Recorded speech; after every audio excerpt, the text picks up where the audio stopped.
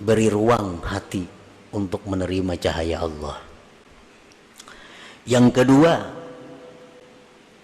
kalau sudah kita kurangi urusan duniawi tadi, ditambah kasratul zikri wal fikri, perbanyak zikir dan tafakkur. La ilaha illallah perbanyak, salawat diperbanyak. Ditambah tafakkur, berpikir tentang kejadian-kejadian yang diciptakan Allah ini. Yang ketiga, suhbatul ulama as-salihin, dekat dengan ulama salihin. Nah, apa gunanya kita dekat dengan ulama salihin? Karena dengan ulama salihin itu kita bisa menanyakan masalah-masalah hukum yang kita hadapi. Yang kedua, itu bisa menambah semangat kita untuk beribadah kepada Allah. Nah, bila tiga hal itu kita laksanakan, maka kita satu saat akan menjadi orang yang mukasab, yang dibukakan hati.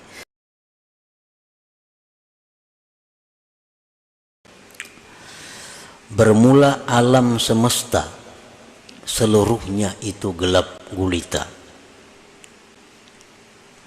dan hanya saja menerangi akan alam semesta itu oleh nampaknya Allah pada alam itu. Maka barang siapa yang melihat alam semesta ini dan dia tidak memandang kepada Allah pada itu alam, atau di sisi alam, atau sebelum alam, atau sesudah itu alam, maka sungguh luput akan dia adanya cahaya-cahaya, dan terdinding daripadanya matahari ma'rifat dengan makhluk yang diumpamakan seperti awan. Para muhibbin rahimakumullah, maka itulah arti atau tarjamah daripada hikmah yang ke-14 daripada hikam ini. Adapun tafsirnya atau penjelasannya, bermacam-macam para ulama pendahulu kita yang menerangkan lebih luas tentang pengertian daripada hikmah yang ke-14 tadi. Al-kaunu kulluhu zulmah wa inna ma'anarahu zuhurul haqqi fihi. Kaun itu artinya alam semesta. Alam itu masih wallah, sesuatu yang selain Allah disebut alam.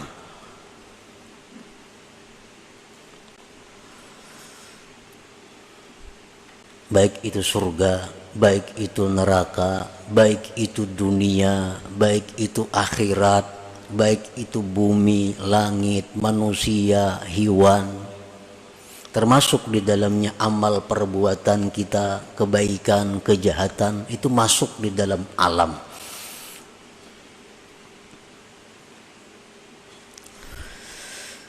Maka seluruhnya alam tadi zulmah, gelap.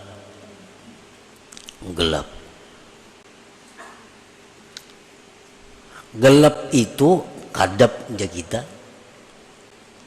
Nah, gelap itu adalah merupakan istilah dari berbagai macam. Gelap itu bisa merupakan istilah daripada tidak ada.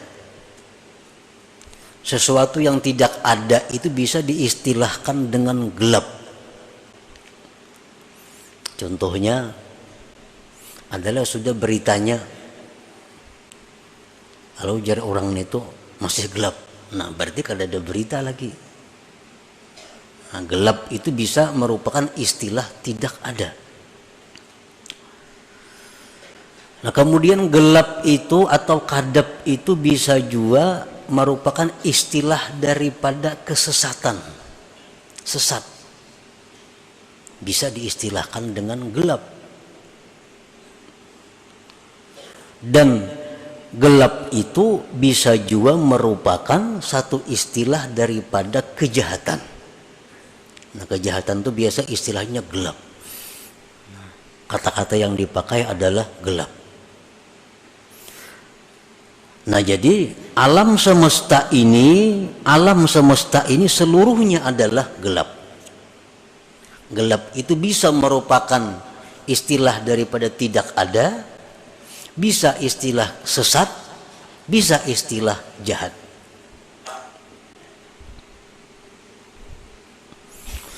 Wa innama anarahu zuhurul haqqi fihi, dan hanya saja menerangi akan alam semesta ini oleh tampaknya Tuhan pada alam itu. Terang ini pun istilah dari beberapa macam. Bisa sesuatu yang ada itu diistilahkan dengan terang. Adakah sudah kabarnya nih? Sudah ada titik terangnya aja. Nah, berarti ada tuh. Nah, jadi terang itu bisa istilah ada. Nah, kalau kita pakai istilah ada itu, maka alam semesta ini adalah zulmah, artinya tidak ada. Tetapi hanya saja alam itu ada oleh karena adanya Allah. Oleh karena adanya Allah. Itu kalau kita pakai istilah gelap itu tiada, terang itu adalah ada.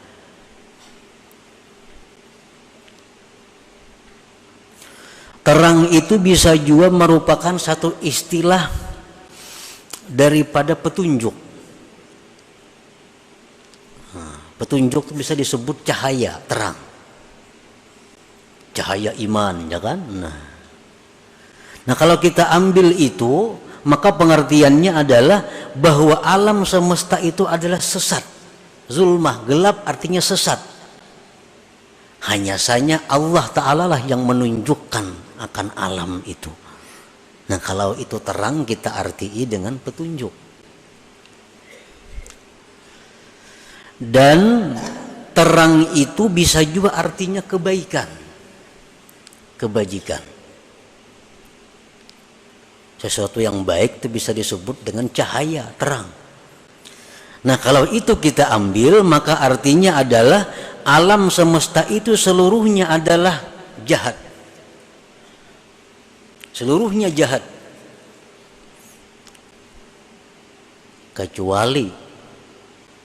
Kecuali apabila diterangi oleh Allah Subhanahu wa taala, maka alam itu akan menjadi baik. Nah, para muhibbin rahimakumullah.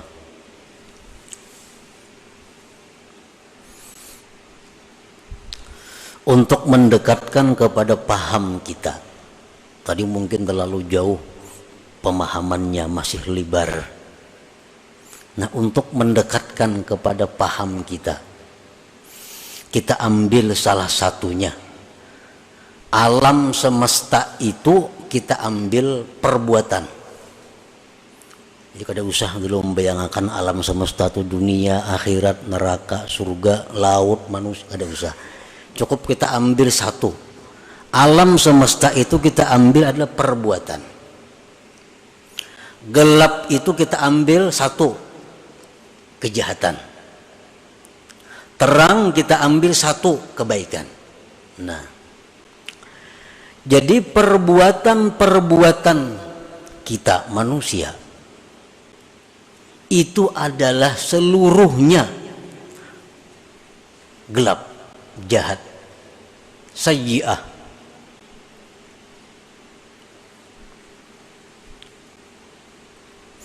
Hanya saja perbuatan-perbuatan manusia itu menjadi baik apabila dalam perbuatan itu dimusyahadahkan atau disertakan Allah Subhanahu wa taala. Nah, itu.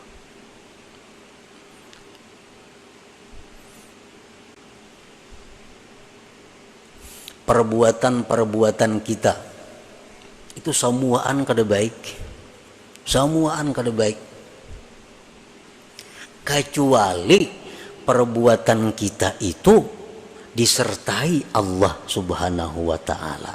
Nah, disertai Allah itu artinya bisa disertai petunjuk Allah. Hanyar perbuatan kita tadi menjadi baik, menjadi cahaya, menjadi hasanah.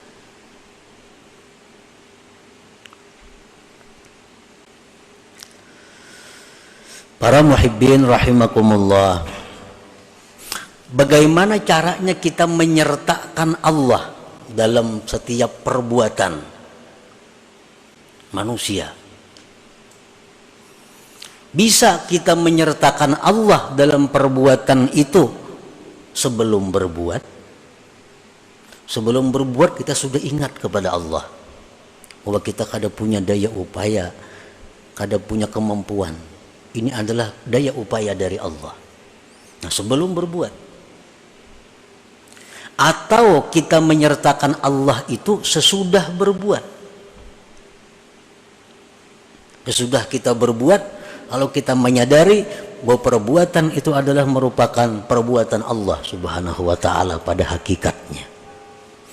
Atau waktu sedang berbuat. Nah, terserah kita, mana yang kita ambil yang nyaman. Pokoknya segala perbuatan kita itu supaya ada Allahnya. Sebab bila kada ada Allahnya, maka seluruh perbuatan kita itu zulmah, gelap, artinya adalah jahat.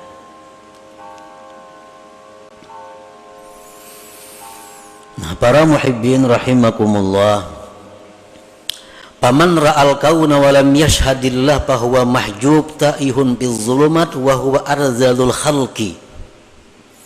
Barang siapa melihat perbuatan, tadi kita ambil contoh satu perbuatan. Siapa yang melihat perbuatan baik dirinya atau perbuatan orang lain, tetapi dia tidak bisa musyahadah kepada Allah, artinya dalam perbuatan itu dia tidak ada Allahnya. Siapa yang berbuat aku, siapa yang berbuat ikam, di hati itu kada ada Allahnya, kada ada. Nah, maka orang ini ngarannya mahjub, terdinding. Terdinding, tersesat, dan dia merupakan makhluk yang paling jahat, arzalul khalaik. Bila kita tuh mengakui bahwa yang berbuat ini adalah aku, sampai ke hati-hati kita aku, nah itu sesat, terdinding. Yang berbuat itu adalah Fulan bin Fulan, sampai ke hati-hati kita mengatakan itu Fulan yang berbuat, tanpa sedikit pun kita ingat kepada perbuatan Allah. Sesat kita, sesat. Kenapa dia terdinding itu? Sebabnya lintibahi zahiri suwaril akwan suwaril kauni fi qalbi, karena tertancapnya zahir gambar ini perbuatan di dalam hatinya. Nah, dalam hatinya sudah becap sehingga terdinding daripada mengingat bahwa perbuatan itu adalah perbuatan Allah Subhanahu wa Ta'ala pada hakikatnya. Kan kita sudah mengitikadkan bahwa la haula wala quwata illa billah. Nah, kalau kita mengatakan bahwa itu perbuatan kita sampai ke dalam hati-hati, kita mengatakan itu perbuatan kita, nah itu kita berarti terdinding. Nah, apabila kita ini orang yang terdinding, kita orang yang sesat, fatta'atu minhu sayyi'ah, amal taat yang kita lakukan itu menjadi kejahatan. Kalau kita ini orang yang terdinding, amal taat yang kita perbuat itu kejahatan. Kalau amal jahat bang, sudah makinnya kejahatan lagi.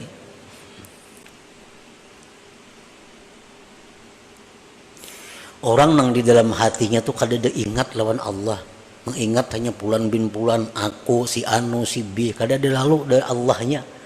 Nah, orang ini kalau berbuat taat, maka taatnya itu jahat. Kenapa taatnya itu jahat? Li'annaha la takhlu an ujubin wariya'in wasti'zaz, karena taatnya itu kada sunyi daripada ujub, daripada riya, daripada merasa mulia. Itu sebabnya. Kenapa? Karena inya kada ingat lawan Allah. Nah sembahyang tu aku semuaan, kada ingat bahwa sembahyang tu kawa karena hidayah Allah, karena taufik Allah, karena petunjuk Allah. Kada ingat lagi aku sembahyang itu. Ujub ngarannya. Ini sembahyang mengharapkan balasan orang lain, mengharapkan pujian orang lain, riya ngarannya. Ini sembahyang alunya merasa lebih baik pada manusia lainnya, nya merasa lebih mulia daripada orang lainnya, isti'zaz ngarannya. Nah ibadah itu bila macam ini halnya, ibadah itu berubah menjadi kejahatan. Nah jadi kalau kita ini golongan-golongan orang yang mahjub, ibadah apapun yang kita lakukan bukan pahala yang kita dapat, tapi sayyi'ah, kejahatan. Sebab kita mahjub, kita terdinding daripada Allah.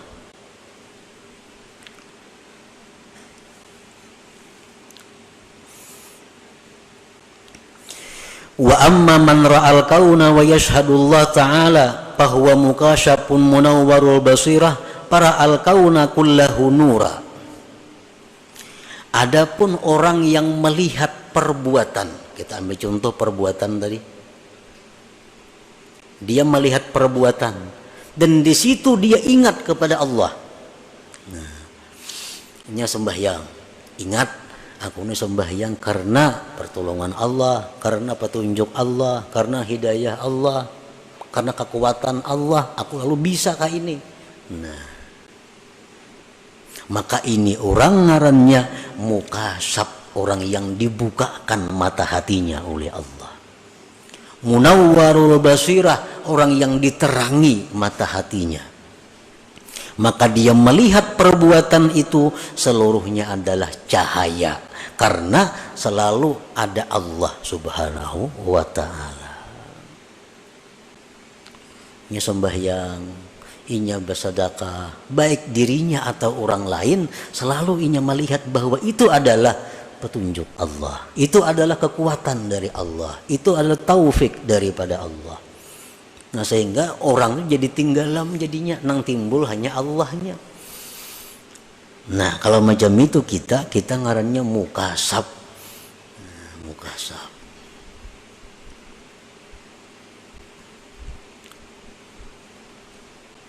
Munawwar, nang diterangi mata hatinya.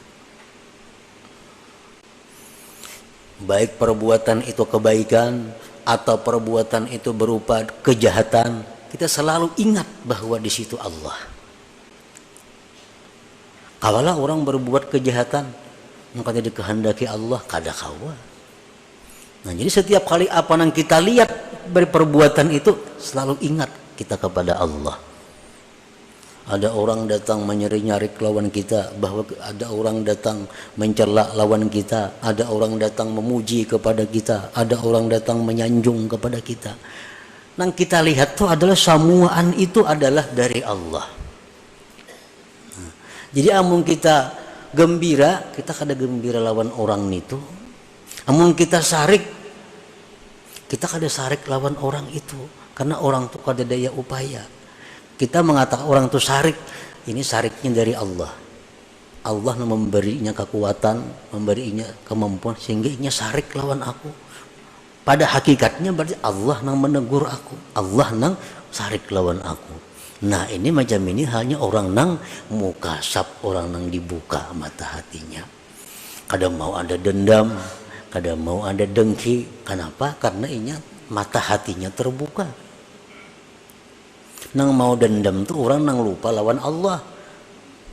Ada orang sarik lawan inya tuh maksudnya sarik lawan inya. Kada ingat ini tuh kawa sarik karena Allah, kada kawa ingat. Nah,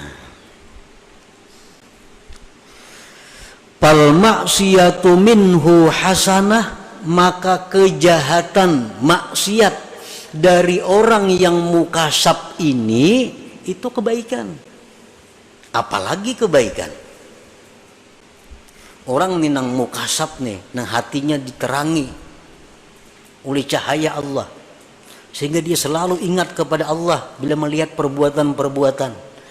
Andai kata inya melakukan maksiat, maksiat itu jadi pahala. Nah, maksiat itu jadi kebaikan. Apalagi inya berbuat taat maginnya lagi. Maksiatnya pun jadi kebaikan. Nah, lalawanannya ya nang tadi al-mahjub tadi. Nah, orang nang terdinding ini inya berbuat dosa, sudah nyata dosa. Berbuat kebaikan jadi dosa juga. Kalau orang nang mukasab berbuat baik sudah nyata pahala, berbuat dosa pun inya dapat pahala. Kenapa berbuat dosa inya dapat pahala? Nah, kenapa inya berbuat dosa dapat pahala? Satu alasannya, orang yang terbuka mata hati itu bila berbuat dosa, li'atirafihi bi'ajzihi wa zullih, karena dia mengakui bahwa dirinya itu lemah. Dia mengakui dirinya itu adalah hina. Dia mengakui bahwa dia sangat berhajat kepada perlindungan dari Allah agar bisa terhindar dari maksiat. Buktinya kalau aku kata ditolong Allah, ini jatuh pada maksiat. Berarti aku sangat perlu pertolongan Allah agar terhindar dari maksiat. Nah, wa taubatihi minha, dan tobatnya dia daripada maksiat itu. Jadi orang-orang yang mukasapin ini, mereka kalau berbuat dosa, nah, mereka tersadarkan, oh ternyata aku nih hina. Buktinya aku mau melakukan dosa. Buktinya aku nih berarti rendah di sisi Allah. Berarti aku nih jatuh di sisi Allah. Nah, perasaan-perasaan seperti itu adalah ibadah. Lalu dia tobat daripada dosa.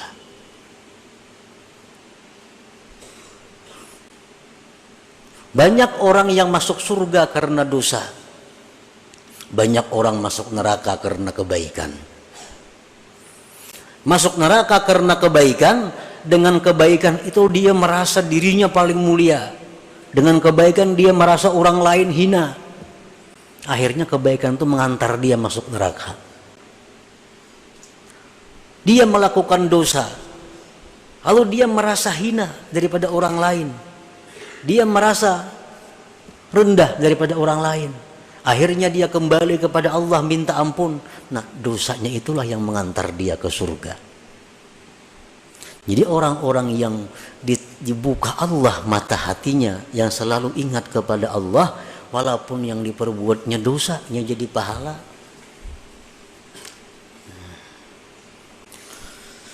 Qala ba'dul ulama, berkata sebagian ulama, idza taba minadz dzunub salatiz dzunubul madiyah kulluha hasanat.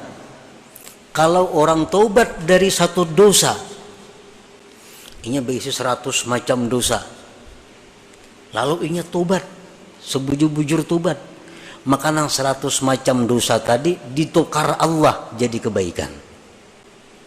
100 kebaikan jadinya. Nah, itulah yang dimaksud dengan firman Allah Ta'ala, faulaika yubaddilullah sayyiatihim hasanat wa kana Allah ghafurur rahimah. Mereka itulah yang Allah gantikan dosa-dosa mereka itu kebaikan. Orang ini macam-macam dosa, pokoknya ribuan dosa nang digawinya. Satu harinya tobat, sebenar-benar tobat. Nang 1000 dosa itu berubah menjadi 1000 kebaikan. Nah, jadi orang-orang yang munawwarul qalbi, orang-orang yang selalu ingat kepada Allah, walaupun dia berbuat dosa, maka dosa mereka itu menjadi kebaikan bagi mereka karena hal-hal yang tersebut tadi. Nah, para muhibbin rahimakumullah, jadi itu merupakan salah satu daripada pemahaman daripada hikmah yang ke-14 ini. Nah, kemudian yang perlu kita ambil adalah bagaimana caranya agar kita bisa masuk menjadi orang yang mukasab ini. Jangan jadi orang nang mahjub nih. Karena kalau kita masuk orang yang terdinding ini, ibadah apapun yang kita lakukan kada ada faedahnya. Kenapa? Karena disertai ujub, disertai ria, disertai merasa mulia, disertai yang kada baik, kada baik. Jadi mesti kita jangan berada dalam golongan itu. Kita mesti masuk dalam orang-orang yang mukasab, yang munawwar, yang diberi cahaya. Para ulama suluk mengatakan ada 3 hal untuk bisa kita mendapatkan kasbillah, keterbukaan hati dari Allah itu. 3 hal ini, 1 pemantang, 2 ubat nang digawi, yang ketiga lingkungan. Nah, pertama az-zuhdu fid dunya. Hendak masuk dalam golongan orang-orang nang tadi nang kedua nih, nang diberi cahaya hatinya tuh, hendak masuk ke situ, syaratnya pertama dahulu mengurangi urusan-urusan duniawi. Selama kita masih berpikir hendak menambah kekayaan, kada kawa. Tetap kita berada di gulungan mahjub itu. Nang ada mesti dikurangi. Misalnya asalnya usaha berapa macam, dikurangi supaya ada ruang di dalam hati untuk menerima cahaya Allah. Karena hati ini sudah penuh dengan urusan dunia. Cahaya Allah kalau kau masuk, nah dikurangi supaya bisa masuk. Yang kayak butol tuh hibak awal kita tambah banyu, kada kawa lagi, walaupun nang masuk nih habang hijau kada kawa, sudah hibak nih tuh. Ini butol nih hibak sudah sampai di atas banyu. Andaknya banyu habang tak keluar juga ini. Timun kita kurangi, nak kawa masuk. Nah, bila masuk cahaya Allah ini akan menjalar, akan menyisihkan yang lain-lainnya. Jadi kurangi aja urusan dunia. Ada perlu ampih bertuku, ada perlu ampih berdagang, ada perlu. Cuma kurangi urusan dunia, beri tempat dalam hati untuk menerima cahaya Allah.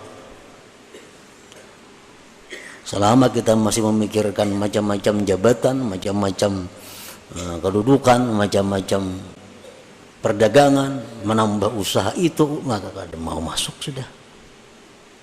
Nah, jadi pertama syaratnya adalah kurangi urusan keduniaan itu. Beri ruang hati untuk menerima cahaya Allah. Yang kedua, kalau sudah kita kurangi urusan duniawi tadi, ditambah kasratuz zikri wal fikri, perbanyak zikir dan tafakkur. La ilaha illallah perbanyak, salawat diperbanyak. Ditambah tafakkur, berpikir tentang kejadian-kejadian yang diciptakan Allah ini. Yang ketiga, suhbatul ulama as-salihin, dekat dengan ulama salihin. Nah, apa gunanya kita dekat dengan ulama salihin? Karena dengan ulama salihin itu kita bisa menanyakan masalah-masalah hukum yang kita hadapi. Yang kedua, itu bisa menambah semangat kita untuk beribadah kepada Allah.